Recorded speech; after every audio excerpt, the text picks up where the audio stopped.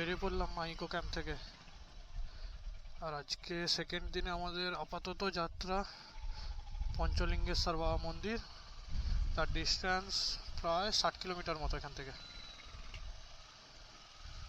প্রথমে এখান থেকে পঞ্চলিঙ্গেশ্বর বাবা মন্দির যাব, ওখান থেকে যাব দীঘা জগন্নাথ মন্দির। দীঘা জগন্নাথ মন্দির দর্শন করে তারপরে বাড়ি ফিরবো। বাগদা বিচ সম্পর্কে একটাই কথা বলবো, যাদের একদম নির্জন বিচ এরিয়া পছন্দ তাদের পক্ষে এটা ঠিক আছে।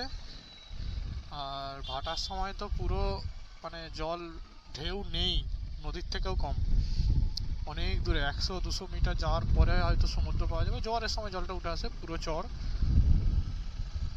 আর মাইক্রো ক্যাম্পের ব্যাপারে বলতে গেলে ভালো, খুবই খাওয়া দাওয়া নিয়ে প্যাকেজ থাকে।